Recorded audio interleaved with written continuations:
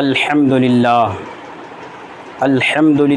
وکفا وعلی عبادہ الذین اصطفیٰ اما بعد فاعوذ باللہ من الشیطان الرجیم بسم اللہ الرحمن الرحیم یا ایہا الناس قد جاءتکم موعظۃ من ربکم وشفاء لما فی الصدور وہدی ورحمۃ للمؤمنین صدق اللہ مولانا العظیم وصدق رسولہ النبی الکریم ونحن علی ذالک لمن الشاہدین والشاکرین والذاکرین والحمد للہ رب العالمین۔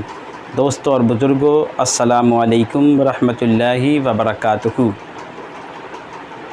ابھی چند دنوں قبل عید الاضحیٰ کا دن گزرا ہے، جب تمام امت مسلمہ عید الاضحیٰ کی دوگانہ ادا کر رہی تھی، تو پشچم کے ایک ملک میں قرآن کی بے حرمتی ہو رہی تھی۔ اس ملک کا نام سویڈن ہے، جہاں حکومت کی شے پر ایک بدبخت قرآن کو لے کر اس کے اوراق کو جلاتا ہے۔ میں پرزور طریقے سے اس شخص کی مذمت کرتا ہوں اور وہاں کی حکومت سے یہ مانگ کرتا ہوں کہ اس شخص پر جس نے قرآن کو جلایا ہے، مسلمانان اسلام کے دلوں کو ٹھیس پہنچایا ہے، ایسے شخص کو سخت سے سخت سزا ملنی چاہیے۔ یہی ہے آرزو تعلیم قرآن عام ہو جائے، ہر ایک پرچم سے اونچا پرچم اسلام ہو جائے۔ قرآن تھا، قرآن ہے، قرآن رہے گا۔ اسلام تھا، اسلام ہے، اسلام رہے گا۔ تہذیب و تمدن کا قرینہ ایک طرف، سارا عالم ایک طرف، شہر مدینہ ایک طرف، 30 پارے قلب کے جزدان میں محفوظ ہیں، سارے سینے ایک طرف، حافظ کا سینہ ایک طرف۔ دوستو اور بزرگوں، آج جب پوری دنیا میں خاص کر پشچم کے دیشوں میں قرآن کی بے حرمتی ہو رہی ہے، تو میں آپ لوگوں کو یہ بتانا چاہتا ہوں کہ قرآن ہے کیا؟ واٹ از دا قرآن؟ قرآن ہے کیا؟ آئیے قرآن ہی سے پوچھتے ہیں کہ قرآن تو ہے کیا؟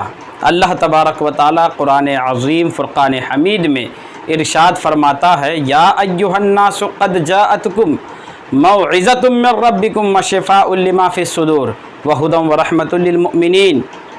اے لوگو، تمہاری طرف، تمہارے رب کے طرف سے تمہارے پاس ایک نصیحت آئی، ایک وعظ آیا۔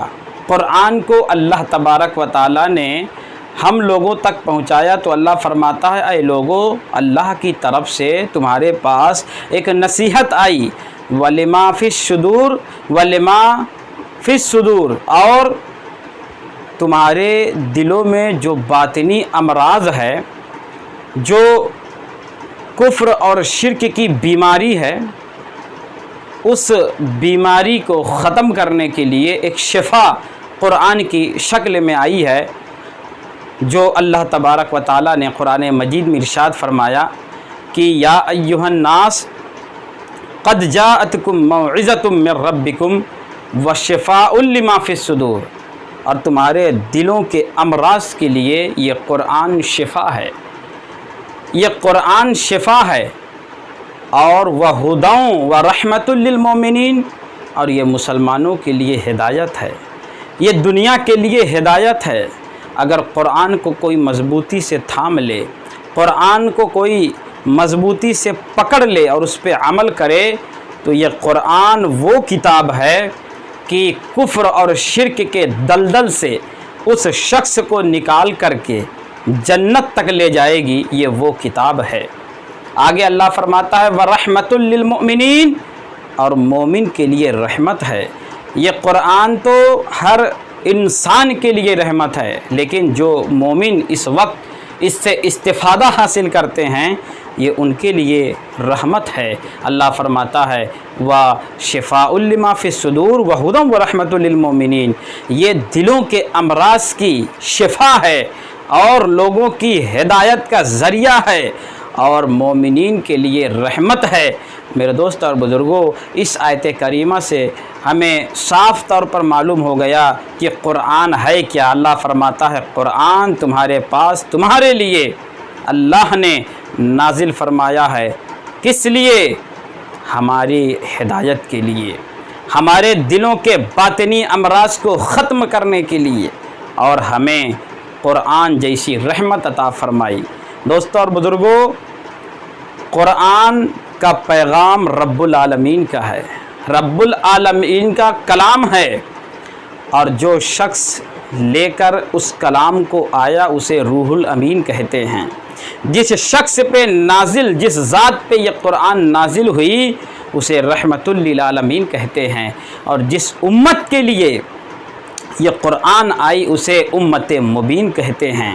جس جگہ پہ یہ قرآن آئی وہ جگہ افضل ترین ہے، جس زبان میں آئی وہ معزز ترین ہے، اور جس شہر میں آئی وہ قرآن اعلیٰ ترین ہے۔ تو میرے دوست اور بزرگوں، قرآن پہ عمل کریں۔ اگر قرآن کا ایک حرف آپ پڑھتے ہیں تو آپ کو 10 نیکیاں ملتی ہے۔ اگر مدینۃ المنورہ میں قرآن پڑھتے ہیں تو 50,000 نیکیاں ملتی ہے۔ اگر مکۃ المکرمہ میں پڑھتے ہیں تو 1,00,000 نیکیاں آپ کو ملتی ہے۔ سبحان اللہ، یہ شان ہے قرآن پاک کی، یہ شان ہے قرآن عظیم کی۔ ہمیں کچھ نہیں کرنا ہے۔ لوگ قرآن سے نفرت کر رہے ہیں، کرنے دو۔ لوگ قرآن کو مٹانے کی کوشش کر رہے ہیں، انہیں کوشش کرنے دو، کیونکہ قرآن کبھی مٹنے والی کتاب نہیں ہے۔ کیوں؟ کیونکہ اللہ خود قرآن پاک میں ارشاد فرماتا ہے اِنَّا نَحْنُ نَزَّلْنَا الذِّكْرَ وَإِنَّا لَهُ لَحَافِظُونَ۔ ہم نے قرآن کو نازل فرمایا ہے اور ہم ہی قرآن کی حفاظت کریں گے۔ تو مسلمانوں، ہماری ذمہ داری یہ ہے، حفاظت خدا کر لے گا، لیکن ہماری ذمہ داری یہ ہے ہم قرآن کو پڑھیں، قرآن کو سمجھیں، قرآن پہ عمل کریں، قرآن کو صرف طاق کی زینت نہ بنائیں، قرآن کو سینے سے لگائیں، اپنے بچوں کو قرآن کا حافظ بنائیں، اپنے بچوں کو قرآن کا قاری بنائیں، اپنے بچوں کو قرآن کا عالم بنائیں، تب جا کے ہم اور آپ کامیاب ہو جائیں گے۔ اللہ تبارک و تعالیٰ سے دعا ہے کہ اللہ ہم سب لوگوں کو قرآن پاک پہ عمل کرنے کی توفیق عطا فرما۔ یہی ہے آرزو، تعلیم قرآن عام ہو جائے، ہر ایک پرچم سے اونچا پرچم اسلام ہو جائے۔ السلام علیکم ورحمۃ اللہ وبرکاتہ۔